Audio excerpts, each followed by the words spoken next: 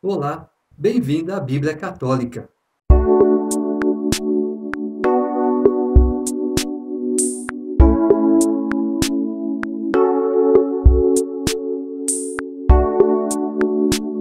Juízes, capítulo 1. Ora, aconteceu que, depois da morte de Josué, os israelitas consultaram Yahvé, dizendo: Quem de nós subirá primeiro contra os cananeus para combatê-los?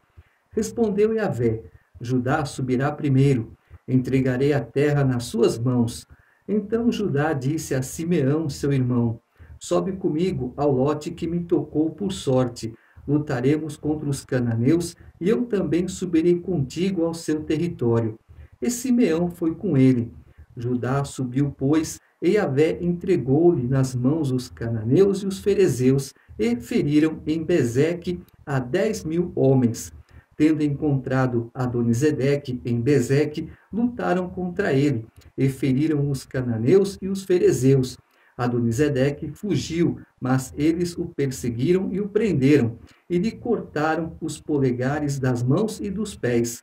Adonisedeque disse então: 70 reis com os polegares das mãos e dos pés cortados apanhavam as migalhas debaixo da minha mesa, como eu fiz, Deus me paga. Levaram-no a Jerusalém, e aí morreu.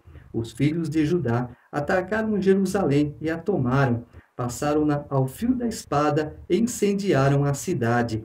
Depois, os filhos de Judá desceram para combater os cananeus que habitavam a montanha, o Neguebe e a planície. A seguir, Judá marchou contra os cananeus que habitavam em Hebrom. O nome de Hebrom era antes Cariate-Arbe, e feriu Sesai, Aimã e Tomai. De lá marchou contra os habitantes de Dabir. O nome de Dabir era antes Cariate-Sefer. E Caleb disse: A quem vencer Cariate-Sefer e a tomar, dar-lhe-ei minha filha Axa por mulher. Quem a tomou foi Otoniel, filho de Senés, irmão caçula de Caleb, e este lhe deu sua filha Axa por mulher. Assim que ela chegou, ele lhe sugeriu que pedisse a seu pai um campo. Então ela desceu do jumento e Caleb lhe perguntou: Que queres? Ela lhe respondeu: Concede-me um favor, visto que me destinaste ao Neguebe, dá-me fontes de água. E Caleb lhe deu as fontes do alto e as fontes de baixo. Os filhos de Quene, sogro de Moisés, subiram da cidade das palmeiras, com os filhos de Judá, até o deserto de Judá, que está no Neguebe de Arade, e vieram habitar com o povo. Depois, Judá marchou com seu irmão Simeão, e feriram os cananeus que habitavam Cefate, e a anematizaram. Por isso, deram à cidade o nome de Ormã. Então Judá se apossou de Goza e do seu território, de Ascalon e do seu território, de Acaron e do seu território. E Yahvé esteve com Judá, o qual tomou posse da montanha, mas não expulsou os habitantes da planície, porque tinham carros de ferro. Como Moisés havia prometido, deram Hebrom a Caleb, que expulsou os 3 filhos de Enaque. Quanto aos jebuseus que habitavam em Jerusalém, os filhos de Benjamim não os desalojaram, e até o dia de hoje os jebuseus têm vivido em Jerusalém com os filhos de Benjamim. Quando ele fala Judá foi pedir auxílio, foi pedir ajuda para seu irmão Simeão, não é Judá e Simeão, os filhos de Jacó, mas sim agora as tribos descendentes de Judá e descendentes de Simeão. A casa de José subiu também a Betel, e Yahvé esteve com ela. A casa de José mandou fazer o reconhecimento de Betel. O nome da cidade antes era Luza. Os que espiavam viram um homem que saía da cidade e lhe disseram: Mostra-nos por onde se pode entrar na cidade e seremos clementes contigo. Ele lhes indicou por onde entrar na cidade. Passaram a cidade ao fio da espada, mas deixaram ir o homem e todo o seu clã. Então aquele homem foi para a terra dos heteus e edificou uma cidade que chamou Luza. É esse o seu nome até hoje. Manassés não desalojou Betsã e seus arredores, nem Tanaque e seus arredores, nem os habitantes de Dor e dos seus arredores, nem os habitantes de Geblaã e dos seus arredores, nem os habitantes de Meguido e dos seus arredores. Os cananeus permaneceram nessa terra. Mais tarde, quando Israel se tornou mais forte, submeteu os cananeus à corvéia, mas não os desapossou. Efraim também não expulsou os cananeus que habitavam Gazer, e os cananeus permaneceram em Gazer, no meio de Efraim. Zabulon não expulsou os habitantes de Setron, nem os habitantes de Naalol. Os cananeus permaneceram no meio de Zabulon, mas foram submetidos à corvéia. Azer não expulsou os habitantes de Aco, nem os de Sidônia, de Malebe, de Aquisibe, de Elba, de Afeque e Roobe. Os azeritas continuaram, pois, no meio dos cananeus que habitavam a terra, porque não os expulsaram. Neftali não expulsou os habitantes de Bet-Sames, nem os de Bet-Anate, e permaneceu no meio dos cananeus que habitavam na terra, mas os habitantes de Bet-Sames e de Bet-Anate foram submetidos por ele à corvéia. Os amorreus expulsaram para a montanha os filhos de Dan e não os deixaram descer para a planície. Os amorreus continuaram habitando em Arares, em Ayalon e em Salebim. Mas logo que a mão da casa de José se tornou mais pesada, foram submetidos à corvéia. A fronteira dos amorreus se estende da encosta dos escorpiões até a rocha e daí para cima. Nós vimos que quando é citado até o dia de hoje, é até o momento em que o livro, o versículo foi escrito. Depois, mais para frente, pode ter mudado muita coisa, como algumas coisas mudaram. Outras, Jerusalém mudou de Jabus para Jerusalém e nós conhecemos Jerusalém até hoje. Capítulo 2. O anjo de Yahvé subiu de Gilgal a Boquim e disse: Eu vos fiz subir do Egito e vos trouxe a esta terra que eu tinha prometido por juramento a vossos pais. Eu dissera: Jamais quebrarei a minha aliança convosco. Quanto a vós, não fareis aliança com os habitantes desta terra. Ao contrário, destruireis os seus altares.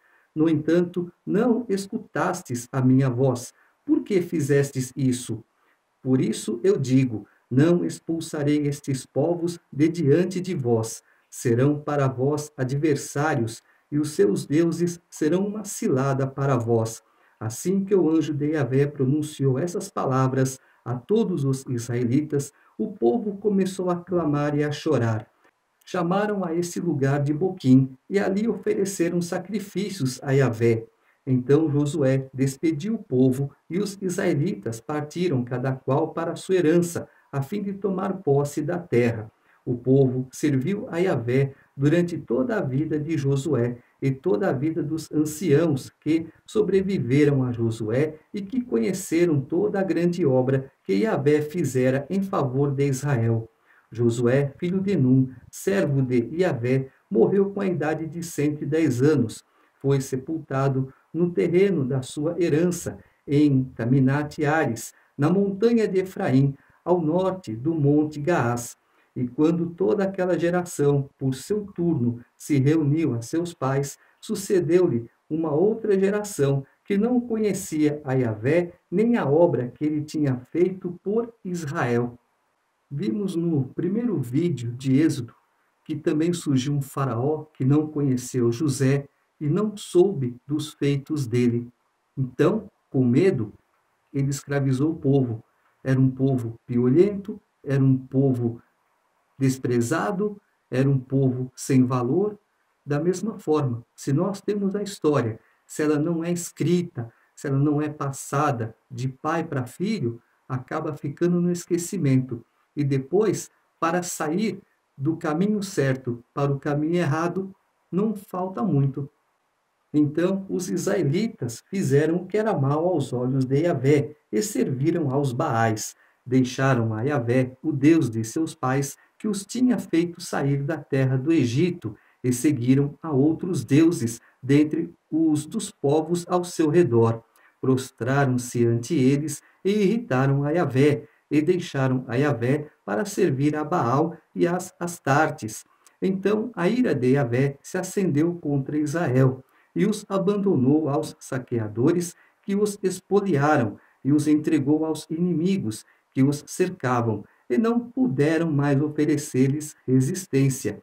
Em tudo o que empreendiam, a mão de Yahvé era contra eles para lhes fazer mal, como Yahvé lhes tinha dito e como Yahvé lhes tinha jurado, e a sua aflição era extrema. Então Yahvé lhe suscitou juízes que os livrassem das mãos dos que os pilhavam, mas não escutavam nem mesmo aos seus juízes, e se prostituíram a outros deuses, e se prostraram diante deles. Depressa se afastaram do caminho que seus pais haviam seguido, obedientes aos mandamentos de Yahvé, e não agiram assim. Quando Yahvé lhes suscitava juízes, Yahvé estava com o juiz e os salvava das mãos dos seus inimigos, enquanto vivia o juiz, porquanto Yahvé se comovia por causa dos seus gemidos perante os seus perseguidores e opressores.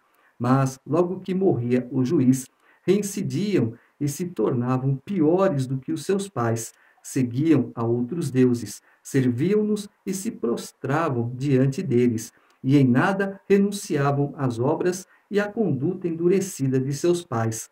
A ira de Yahvé se inflamou então contra Israel, e ele disse: porque esta nação transgrediu a aliança que eu havia prescrito a seus pais e não escutou a minha voz, também eu não expulsarei mais de diante dela nenhuma das nações que Josué deixou ficar quando morreu, a fim de que, por meio delas, submeter Israel à prova, para saber se ele guardaria ou não o caminho de Yahvé, nele andando como haviam feito seus pais. Essa é a razão por que Yahvé deixou essas nações ficar e não teve pressa de as expulsar e nem se entregou nas mãos de Josué.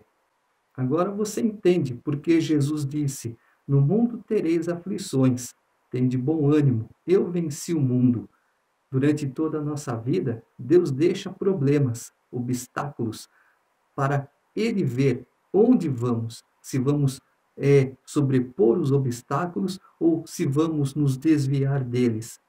Mas se a gente se desvia, não, nós temos que sobrepor esses obstáculos, temos que vencer esses obstáculos e seguirmos sempre na direção de Deus, fazendo a vontade de Deus para estarmos sempre na presença de Deus. Capítulo 3. Eis as nações que Yahvé deixou ficar, a fim de, por elas, submeter Israel à prova, todos os que não tinham conhecido nenhuma das guerras de Canaã.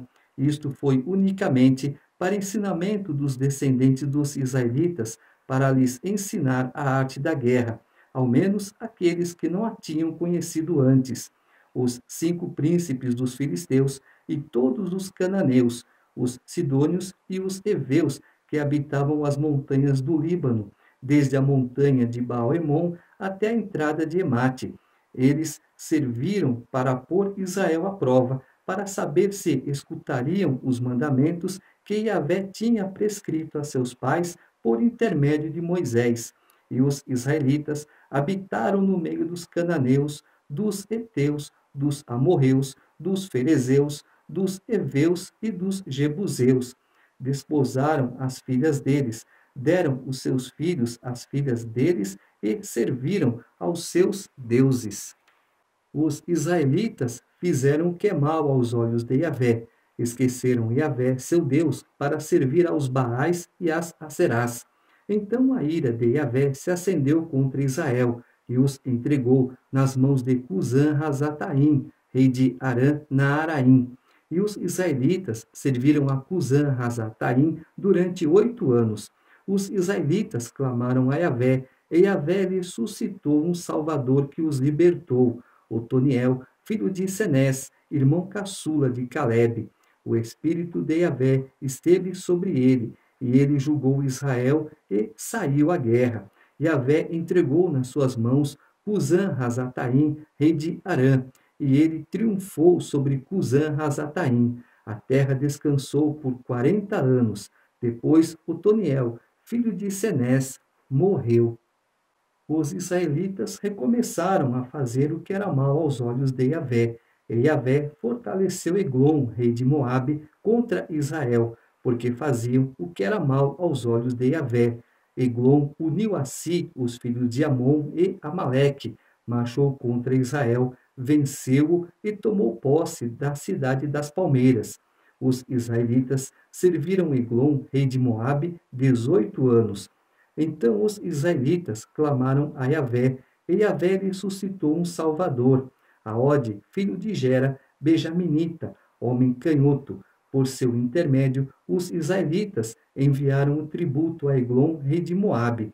Aode fez para si um punhal de 2 gumes, com o comprimento de um côvado, cingiu-o debaixo da roupa do lado direito. Foi depois levar o tributo a Eglon, rei de Moabe. Eglon era muito gordo.